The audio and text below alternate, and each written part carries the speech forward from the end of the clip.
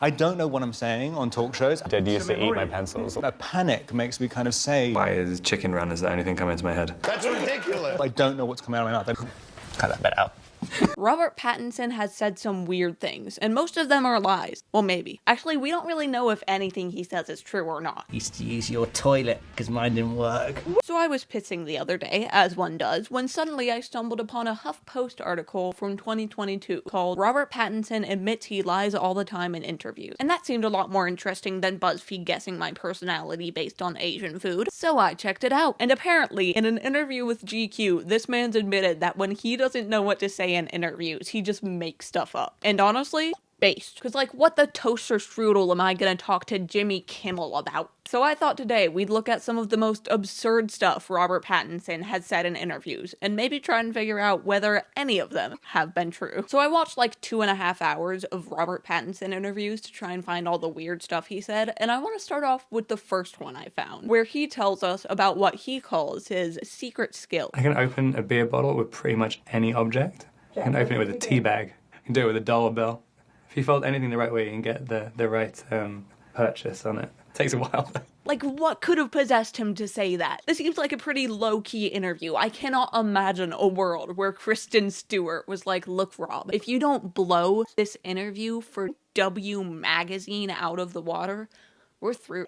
We're done, man. Like, this is supposed to be a commentary video, and I have no comment. I have no comment. I don't know what to say, other than, I guess we should test his methods. And I bet you thought I was joking. No, we got some root beer here. We got some ginger tea. We're gonna try and do this. Like, the only thing I can think of is to tie the string of the tea, like, around the root beer, and then try and yank it off, like when people try and pull teeth out. So we're gonna try that, because I see no other feasible way of doing this. Isn't feasible already, okay? We're screwed either way. We're gonna try this.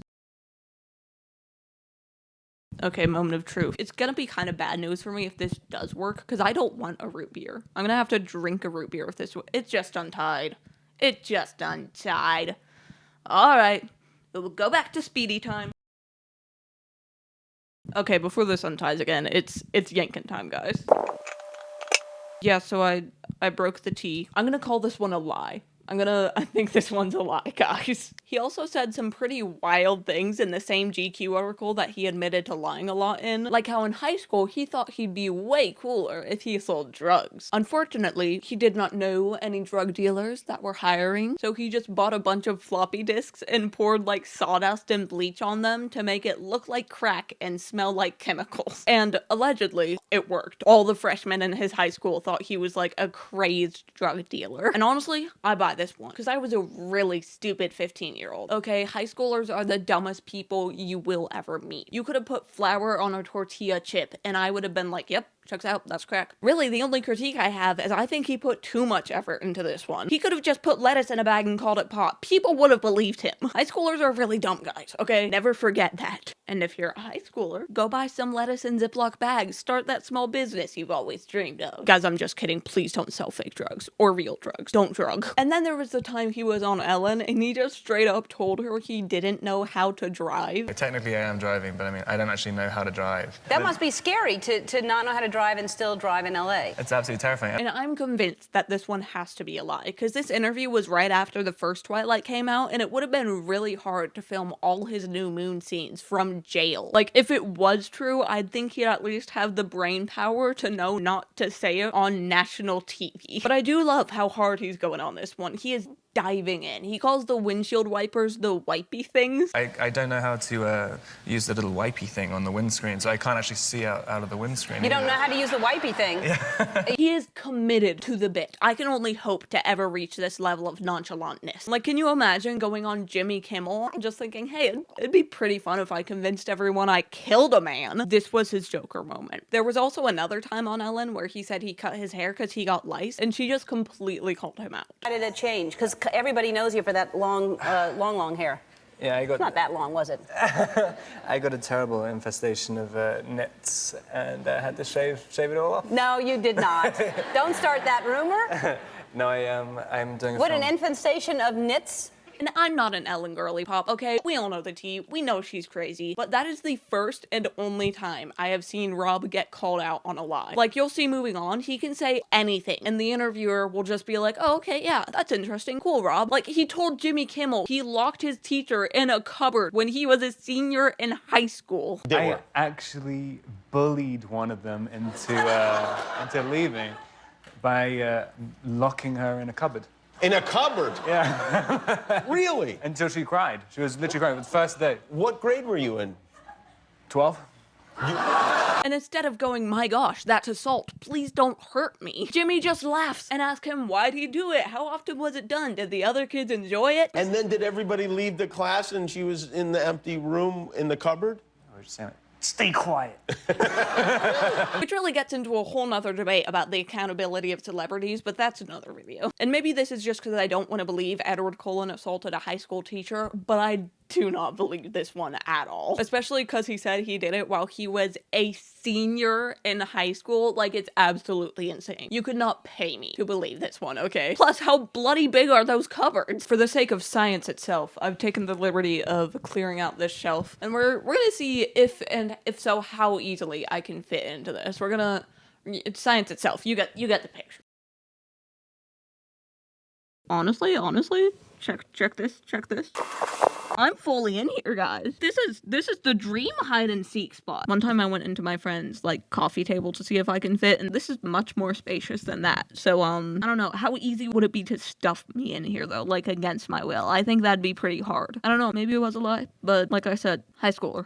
That's all I need to say. But now I want to talk about a lie that he actually contradicted 3 times. 5-second backstory: in 2017, Rob was in the movie called Good Times, where he played a guy from New York. So he went on a press tour for the movie, as one does, and everybody kept asking him, Rob, buddy, how'd you get the accent down? And in the first interview, he said what I think is probably the truth. He stayed in New York for a while, just listened to people talk, and tried to mimic them. But I guess he got bored with that story, or maybe he felt bad giving all the interviewers old news. So he switched it up and started saying that he was just mimicking his director, and his director hated it. I'm doing the director's accent, so I'm just kind of doing it all the time. But also there was this John... Does he know that? He always says, you're not playing me. Stop telling people you're playing me. Because you're playing a psychopath. And then he got really bored, because on Good Morning America, he said the way he perfected his accent was by going to a tattoo parlor and forcing the tattooist to say his lines for him when he was like mid-tongue piercing. I would kept interrupting him when he'd be in the middle of like a tongue piercing or whatever, and just be like, so just say this line. But then in an interview with GQ like 2 years ago, he said he wasn't even trying at all. Make up your mind, Rob. I wasn't really like trying to perfect an accent. It's just something that felt right. It's just all trying to do everything in an intuitive way. One of Rob's most famous lies, though, comes from his 2009 interview with David Letterman, where he says he had a superfan, a twihard, if you will, well, no, a stalker, if you will, camping outside his house for 3 weeks. And that alone makes complete sense. But he claims that he was so chronically bored that he took her out for dinner. Her parents had a restaurant. She took me to the restaurant. Oh, and that's nice. Yeah, and I kind of complained about everything in my life for about 2 hours. Mm-hmm. And then she gave me the bill at the end. Right. I had to pay for it. And then was never back outside my apartment ever again. And I 100% know for a fact that this one is a lie, because if it were true, Robert Pattinson would be dead in a ditch somewhere. They would have had to recast Edward as like Nick Jonas or Harry Styles or something. Like, just the notion of this story being true haunts me. But you know what? I bet it breathed the breath of life into the twihard community. The ice cream truck just got here, guys. Now all the twihards know that if they just camp outside Robert's house for a month, they will be the next Miss Edward Cullen. No shade to the twihards out there. I myself am known to enjoy the greatest books of our generation every once in a while, okay? It is ironic that I'm holding up the worst one in the series, though. Fight me. But while going out with a stalker may seem like a pretty K-Razzy lie, we haven't even gotten to the part where he said a clown exploded in front of him. No, the first time I went to a circus, somebody died. One of the clowns died. I'm sorry. What? What words just came out of your mouth, good sir? And then he doubled down. You're being serious about this, yeah? So did that kind of ruin the circus for you? It was. Like, my parents had to, like, everybody ran out. It was terrifying. And I know I just called this one a lie, okay? But hear me out. What if this one's true? Evidence number 1. He never saw the body. Rob said the joke car exploded on him. His little car exploded. The joke car exploded on him.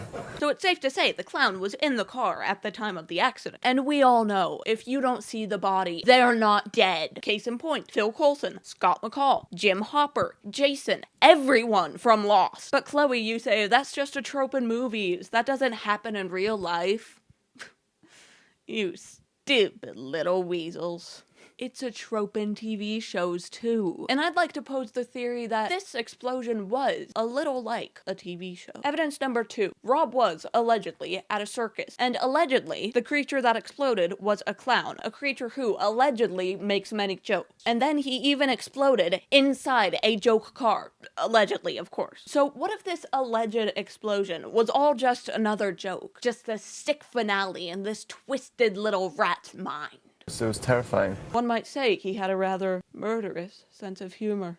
Or Rob's just lying again. Actually, it's probably that one. Actually, it's definitely that one. He admitted to lying about it later. That pretty much wraps up the video. I think he is hilarious for this. I think he is an icon. I'm in love with him for this, okay? But real quick, I do just want to rifle through some of the other stuff that I couldn't cover in this video that he said. He told a beauty magazine that people tell him he smells like crayons. He told Esquire he ate mud to prepare for his role in The Lighthouse. He told GQ he tried starting a company for handheld pasta dishes. And he told NPR he was once a 12-year-old hand model. Are any of these true? Probably not. Some say Rob is a professional actor. I think he's a professional troll. Oh, also I drew a clown. It's a clown, can you tell?